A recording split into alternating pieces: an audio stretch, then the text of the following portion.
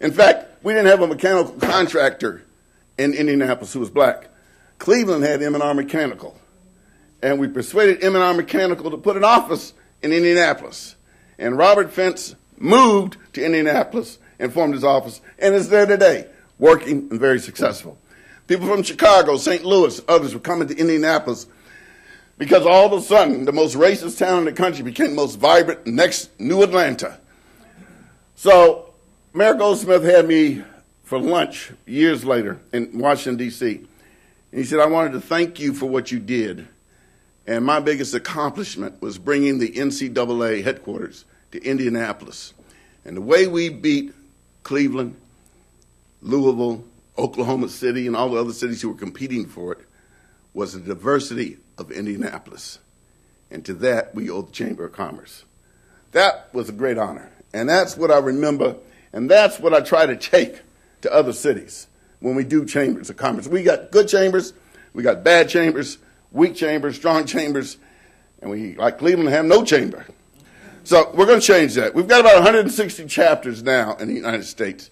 We've got 40 chapters in the Caribbean, South America, about 60 between Kenya, Ghana, and a few places in Africa. And our best new chapter is Paris, France, which I love to go and have participate in their board meetings. And my wife does too. But with the Obama effect, as the Prime Minister of France calls it, it has changed. Sarkozy would not give them the time of day, our Paris chapter, after the election.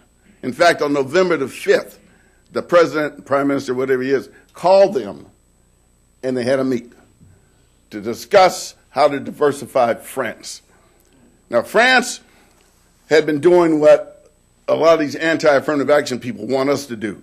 They don't want to consider race neutral. It is illegal in the French census to identify someone by race. Therefore, when it's race neutral, that means whites only. That's what the term really is. And that's where France is having a lot of trouble. It looks right, it looks level, but as far as political power, economic power, 8 million black French don't have it. And we're changing that around, with the U.S. being the example. Now, so basically that's the story of the National Black Chamber of Commerce. My position as president and CEO is a permanent position by bylaws. I answer to a board of directors. We have 21 board of directors who have terms that are renewable every 3 years. I sit on the nominating committee, and along with 3 of my best friends. And that keeps it fresh and motivated and moving the same track. So I do have a reputation of having a heavy hand.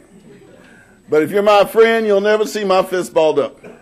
But if you are my enemy, I will ignore you. But if you get in my way, I will deck you. I am a linebacker, Big Ten linebacker, and I don't change my ways. But anyway, let's talk about today, where we are. I'm so motivated to have a president that we have.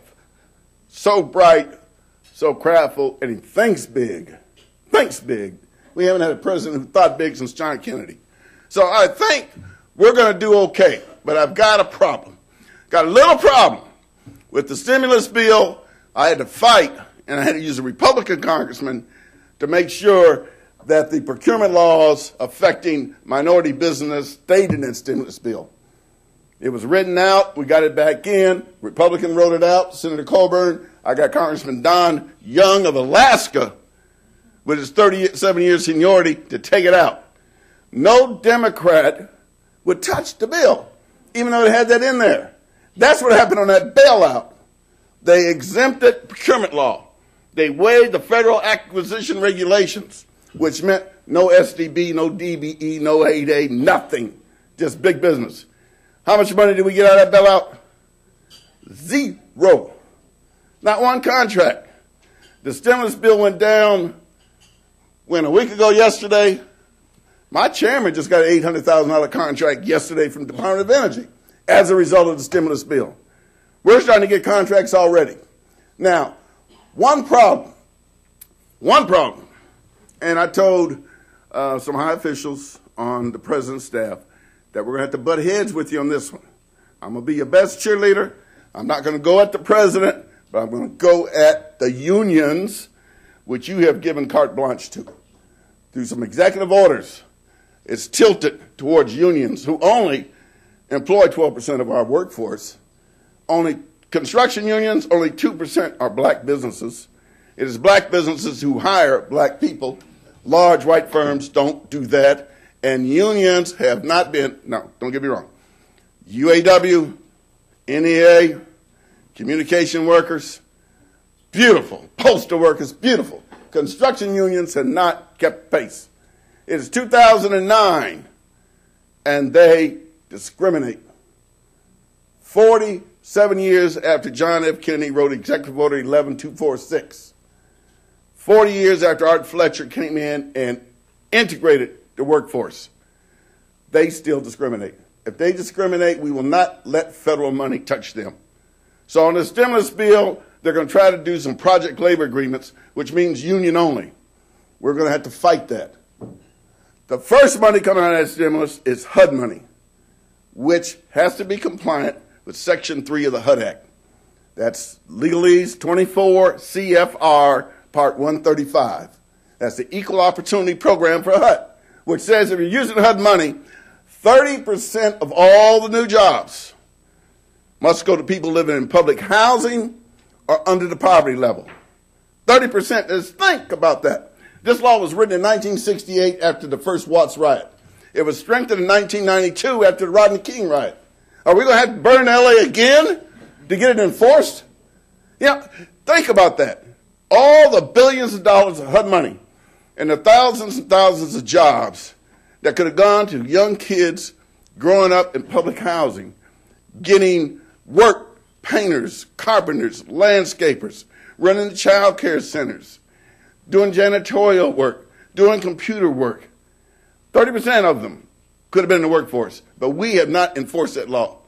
And as I was telling the city councilman here, there's a new sheriff in town, and perhaps we can get some enforcement.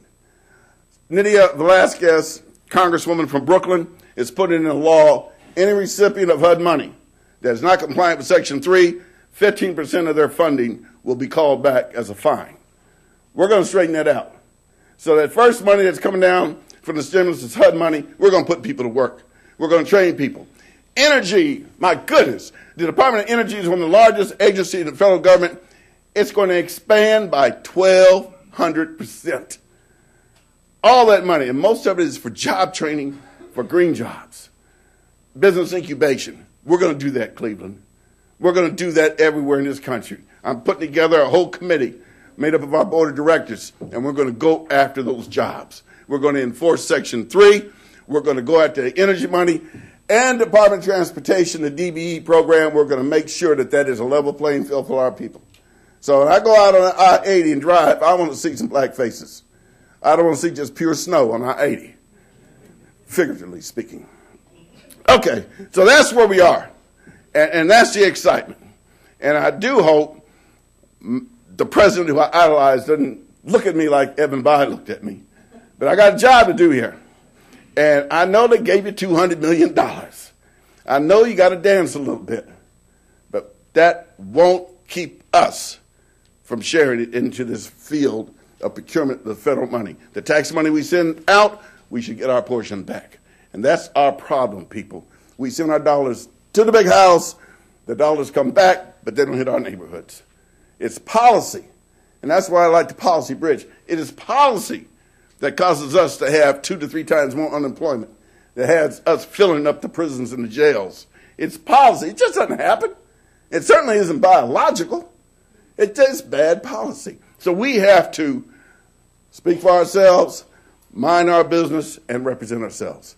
So Cleveland, I look forward one day for you to have a chapter of the National Black Chamber of Commerce. I don't push it. We've had a couple of attempts here. Got one in Toledo, got one in Cincinnati. Akron may be dormant, had one in Columbus. But they come and they go, but it's based on local leadership. We don't interfere. We're just there to assist.